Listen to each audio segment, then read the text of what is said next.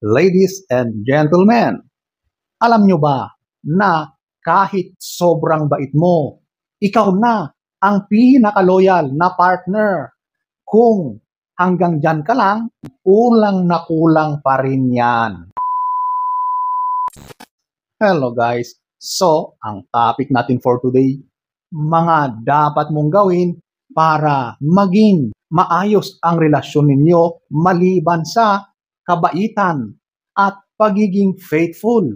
So, kung gusto mong malaman ang mga ito, panoorin mo ang video na ito. So, without further ado,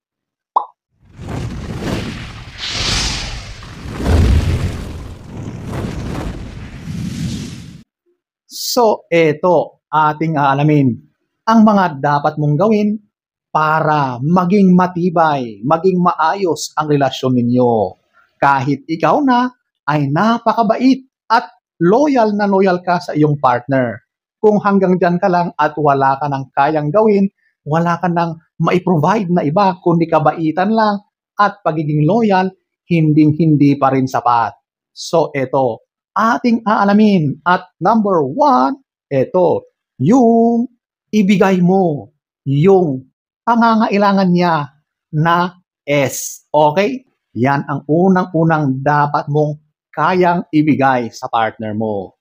Kasi in the first place, pumasok ka sa isang relasyon at alam mo ba na ang bagay na yan ang pinakamahalagang bonding ng isang magkarelasyon. Okay? So, dapat yung S na yan, yung action na yan, ay kusa mong ibinibigay.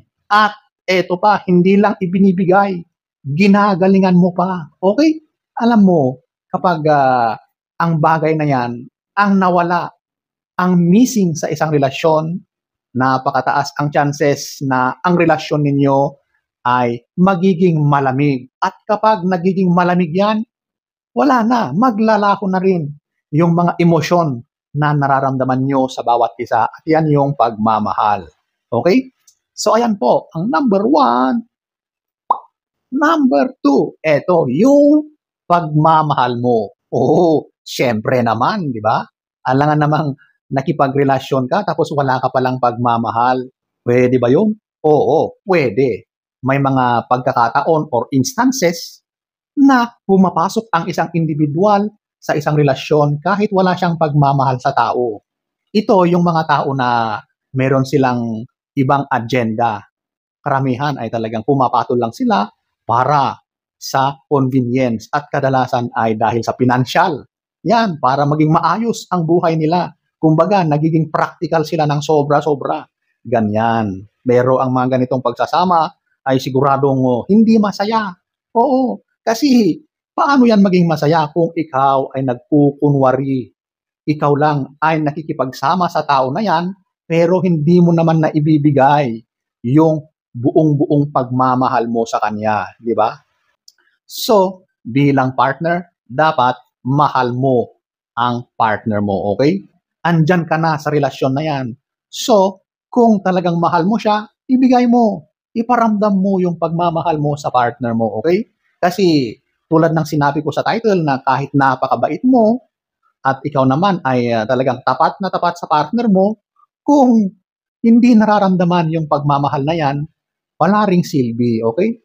Yan talaga ang foundation ng isang relasyon, ang pagmamahal. Kaya dapat yan ang ibinibigay mo ng buong buo sa iyong partner, okay? So ayan po, ang number 2. Number 3, ito, yung responsable. Ito talaga ang dapat na hindi nawawala sa isang pagsasama, yung pagiging responsable ng bawat isa.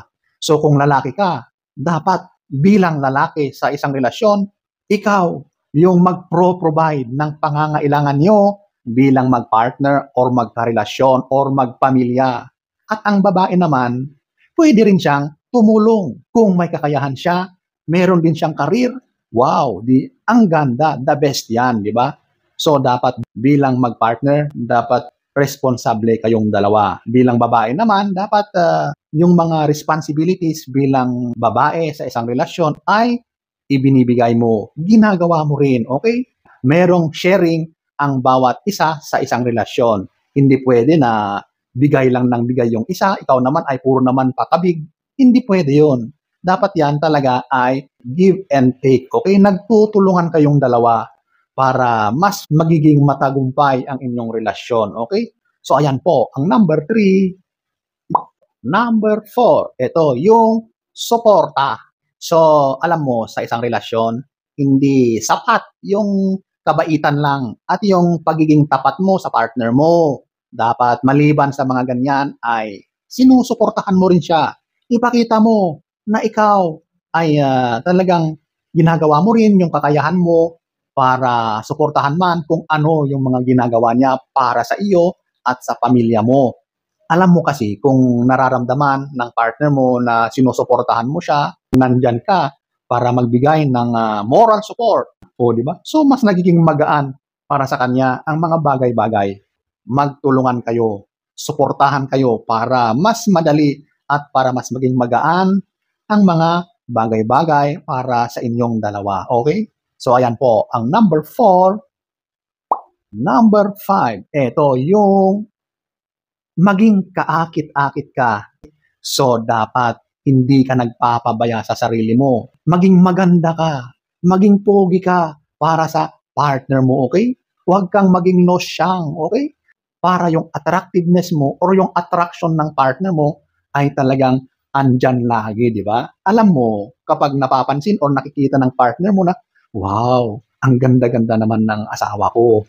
Yung desire ninyo sa bawat isa ay mas lalong umaalab. Dapat yan ang hindi nawawala sa mag-partner. Sa napapansin natin, kapag nagsama na sa isang bubong yan, wala na, naging relax na, nagpapabaya na, nagpapalaki na ng tiyan, nagpapalaki ng bilbil, tapos hindi na nagdadamit ng maayos, hinahayaan na nagmumukha ng ewan, di ba? Nagmumukha ng losyang, nakaduster na lang lagi, yung isa naman ay naka-boxers na lang lagi or laging nakahubad.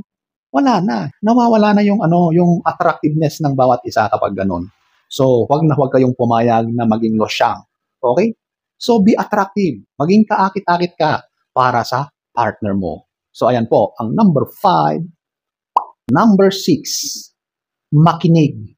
Ito na yata yung nawawala sa mag-partner. Kadalasan kasi ay parang binabaliwala na yung isa or hindi na pinapansin yung partner. Diba? Kapag may sinasabi, parang walang narinig, diba? Literal na pumasok sa isang tenga, lumabas sa kabila. Ganon yun. So, kapag ganyan na wala na yung communication ninyo na maayos, maglalaho talaga yung feelings nyo para sa bawat isa. Okay? So, dapat kapag nag-uusap kayo, dapat makinig ka. Pakinggan mo ang sinasabi ng partner mo. Pakinggan mo, maging tahimik ka at magkomento ka rin kapag meron namang dapat sabihin. Nagbibigayan kayo at nagpapalitan kayo ng mga opinion. Okay na okay yan. Healthy yan sa isang relasyon. Okay? Mahirap yung walang nag-uusap, walang nakikinig. Puro na lang kayo sigawan pero wala namang pumapasok. Mahirap yon. Ang lalakas ng mga boses niyong dalawa. Nagsisigawan kayo pero nakikinig ba kayong dalawa? Di ba? Hindi. Kasi yung mga pinagsasabi nyo, puro hindi magandang mga sinasabi yung mga pinagsasabi nyo sa bawat isa. So talagang literal na kapag ganyan, hindi yan napapakinggan bilang mag-partner. Napakahalaga ang pag-uusap at yung makinig sa bawat isa. Okay? So ayan po, ang number 6.